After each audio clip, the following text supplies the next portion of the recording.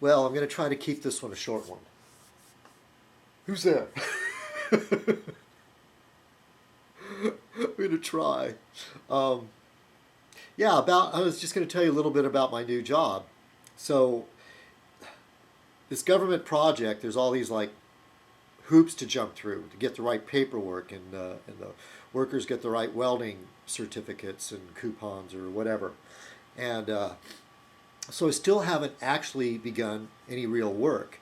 I went in for the first time at the regular time we'd show up, which is 6 in the morning, which it's such a long commute for me. I have to wake up around 4 and leave the house by 5, and which really sucks. Of course, on the bright side, we get off at 2:30, but I actually worked almost a full day. I left at 2 o'clock, and during the first part of the day, we did some more welding tests, and then had to like sit through and read this really really boring book on, I forget what they call it, but it's some sort of format or way things are done in manufacturing, with all the paperwork and the rules about rotating stock and all this blah blah blah. So much of it had nothing to do with me, but we're supposed to read it or at least be familiar about it. But before that classroom thing happened, there were three of us hired, me and two other guys, and one guy was really cool guy. A little bit. I usually end up befriending these sort of people in a new place. The sort of brash, kind of talkative kind of person who seems confident, and usually I gravitate towards those because I feel such a lack of confidence. Of course, those people get under my nerves after a while because they love to tell you what to do. Like a simple thing like moving my toolbox into the building. The supervisor said, "Well, you can come through that roll up door over there." Started to do it, and he goes, "No, no, no. Let's." This new guy that was hired with me. No, no. Let's go through the side door. It'll be easier. And I'm like, I would rather just do it the way. I mean, the guy said go through the roll up door. I'm going to go through the roll up door. I'm not. This is my first day here. I'm not going to like. Anyway. So later that day, before we had finished the welding stuff, I finished my welding coupon first, which surprisingly, because I'm not ever the first one to ever finish, but the other two guys are having trouble, and Dominic, Mr. Super Confident, he was having trouble, and supervisor came back and called Dominic away, and he's like, "What did I do?" Kind of as a joke, and comes back later and he's packing his stuff up. I'm like, whoa. I thought they were going to move him to another part of the building.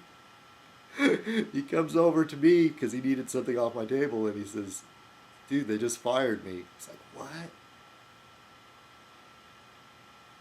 They just barely, we haven't even really started. I mean, officially he was on the payroll. He was getting paid to be there that day, as was I and the other guy. And I was like, whoa. I said, why?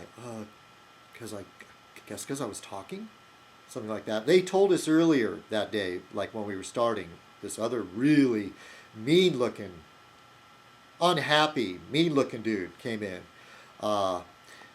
and gave us a little short speech about how they had already dealt with the other welders there. And I suppose this applies to the whole plant, but we're talking about the welders. That they want you to have your hood down, your welding hood down, and be working. No talking to each other. And you know me, I'm a talker. That's a hard thing. I like to interact with people, And but I get it. Okay. Yeah, I'm not being paid to talk, okay? But on the other hand, I believe that that it's all about being a happy worker, more or less, without taking too much away, is to enjoy the people you work with and to actually look forward to going to work instead of some place where you're a drone, But hey, I took this path in life, end up in sort of manufacturing, but this place is just so much different than what I'm used to. And seeing that guy get fired scared the shit out of me. Like, I mean, that could have been me. And it turns out it wasn't so much later. I was afraid to ask, but later, my immediate supervisor, who seems like a pretty nice guy, but from what I gather, he's the velvet glove over an iron fist kind of guy. You know, he might seem kind of cheerful, but don't disagree with him or don't cause any friction with him. Do not do that. Which, again, is what I do. So, I'm worried, man. I think my days are numbered. I'm definitely going to behave myself as best as I can. And sure, maybe it's about time that I learned in life how to deal with this sort of situation, this sort of work environment. Yeah, anyway, Gary, the immediate supervisor, I'm sure it won't, will this come back to haunt me? I hope not. He said the reason why he decided to let that guy go, oh, my laundry's done. The reason why he let him go is that he could tell right away it was somebody that he did not think would fit in this work environment. And I think part of it had to do with, I mean, this guy was pretty chatty, more than me. And again, I don't know, I had this whole thing, I brought in a bunch of tools, and it was like him telling me, you know, this new guy going, oh, you don't need all those tools, yeah, you should just leave these out here, and blah, blah, blah, leave them in your car. And you know what, don't tell me what tools I need or don't need. I just want all my tools, okay? Who knows, maybe I won't use them, but maybe I might need them. That's the way I feel. I mean, I'm the kind of guy, I carry around all kinds of shit with me just in case. I always have a pocket knife in my pocket. That's the one thing. If I forget my pocket knife, I do not feel right. I mean, that's just for everyday stuff. Even if I'm like putting on a suit and going to a funeral or wedding and stuff, I have a pocket knife. Which gets me into trouble sometimes, though. I forget it's there and I go to like a courthouse or an airport or something. Oh, geez. So anyway,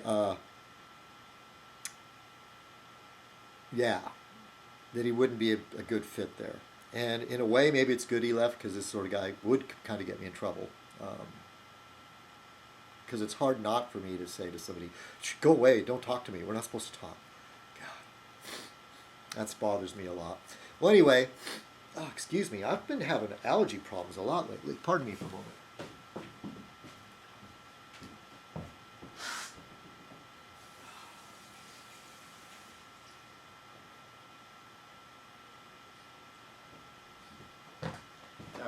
Take care of my nose there.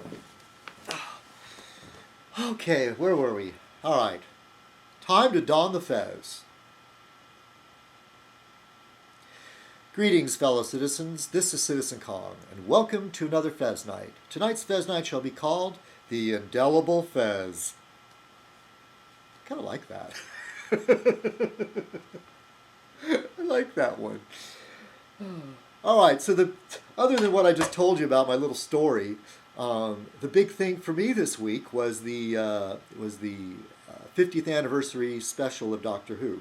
So I watched it like a day after everybody else had a chance to watch it. I had to wait for it to be on the internet, and then I downloaded it. And one of the things, I've gone back and watched it a couple times. Well, let me get this out of the way. I find the whole thing extremely confusing. Extremely confusing. So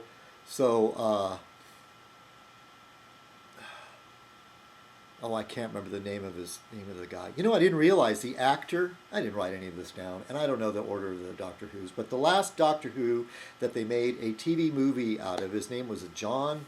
It started with a G, and they thought basically it looked like the Doctor Who franchise or whatever thing was over after him. They made this TV movie as sort of a pilot. It was an American, or was it Canadian? American, Canadian, British collaboration. And I watched it. It was really good. I went back, found it on the internet, and watched it. I really liked it. But it ended with him. So supposedly, he's the guy. it's that doctor that regenerates into the John Hurt character, and then John Hurt later regenerates into the Chris Eccleston character. Excuse me if I'm getting all these names wrong. Um, I'm very confused. But I try not to think about it too much because it takes away from the enjoyment. Anyway, I rewatched. This part I keep going back to. I like rewatching it. This is my favorite part of the whole thing, and I really enjoyed watching Matt Smith and David Tennant interact. And there's a part where John Hurt and Clara, the new the latest companion, dark-haired, really dark-haired, very very attractive girl, not very tall, strong legs. They go back into the TARDIS, so all three doctors are in there: John Hurt, David Tennant, Matt Smith, and then Clara. And apparently the TARDIS is like going through this weird thing because there's three doctors in there, and it's trying to adapt because the TARDIS can change its interior, as well as its outside. And although it never does because it's stuck on police box. And Matt Smith says, he looks at the wall and it's changed. He goes, "Hey, look, the round things." And then David says, "I love the round things." Matt, "What are the round things?" David, "No idea." Just for me, it's just... I just love their acting, Of course, I've said it before, David Tennant's my favorite, but there's something about Matt Smith that's really, really funny, really can be very comical and good. Then later, something happens and it stabilizes in the interior, and David Tennant says, "Oh, you've redecorated." And then right away, without missing a beat, he says, "I don't like it." "Oh, you've redecorated." "I don't like it." Makes a face. Matt Smith's like, "Ooh, oh, how is he?" He says, "Ooh, oh yeah, you never do." And then they cut to Clara smiling.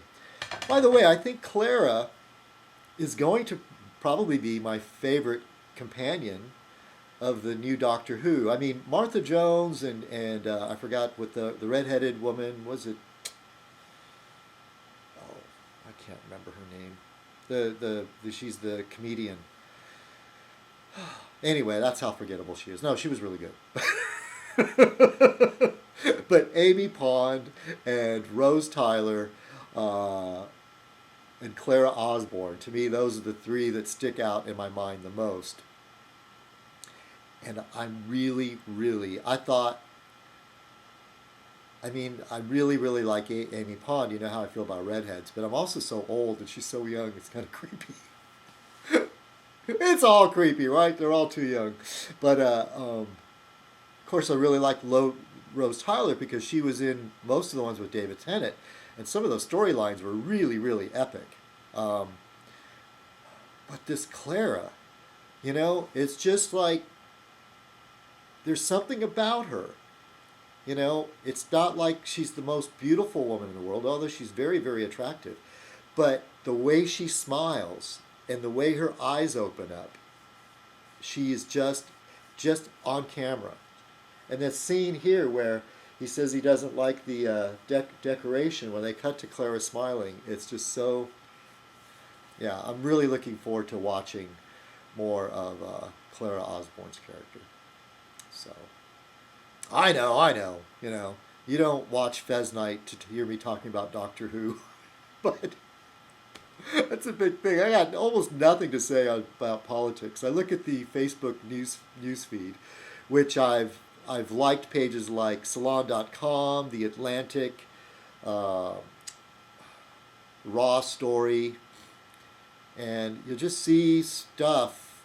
In fact, I'm almost getting sick of it. Just stories about what stupid thing Sarah Palin said, what stupid thing Rush Limbaugh said. Shout out to El Brookman. Look, I was actually surprised, and it wasn't a shot at you or anything, but I saw this cool link about the 15 dumbest and smartest presidents, and I thought Jimmy Carter would be on there, even though he didn't have a very great presidency. He has a very large IQ of one of the presidents with the largest IQ. But poor Ronald Reagan was there in the dumbest. Which, to be honest, he never, when he was president, I did not like Ronald Reagan. Um, and I always said that the whole thing, he's not an intelligent man. He's just good at reading a script, like the actor that he was. And he was never even a great actor. Um, but of course, a lot of Americans loved him.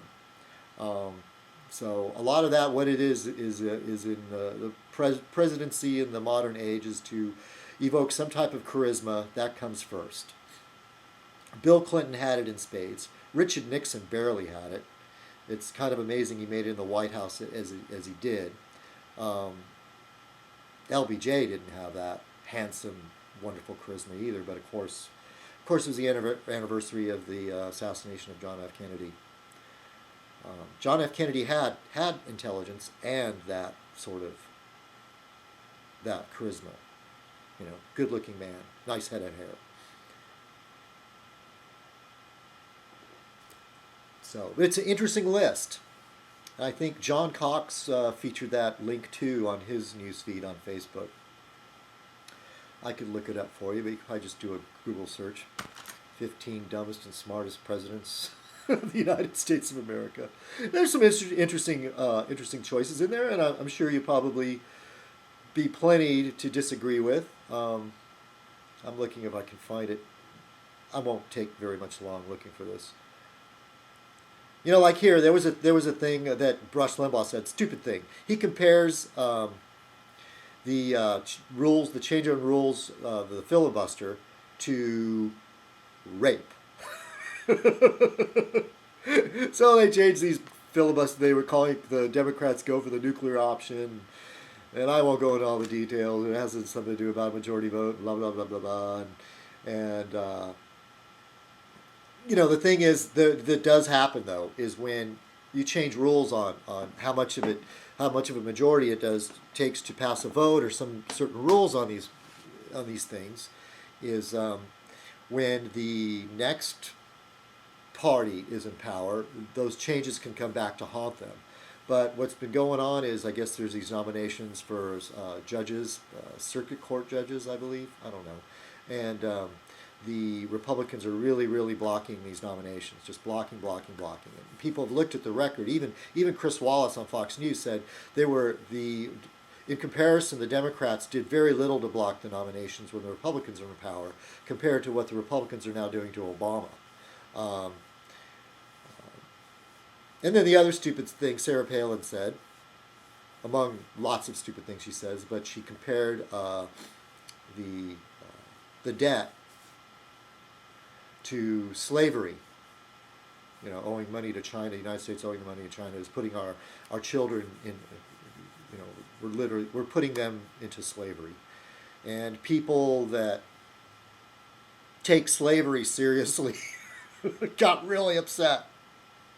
Comparing that to slavery, what, do you know anything about what slavery's like? And this guy on MSNBC or what on CNN, I don't know, but his name is Bashir, and I saw a clip of it. And I go, yeah, that's kind of rude.